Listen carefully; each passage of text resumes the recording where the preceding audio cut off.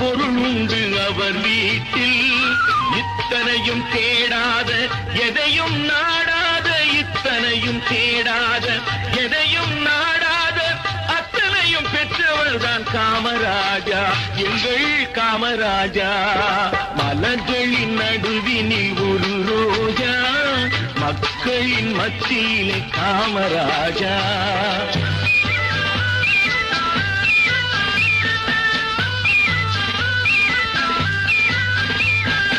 India என்பதுதான் அவர் வீடு, இந்திய மக்கள் எல்லாம் அவர் பிள்ளை.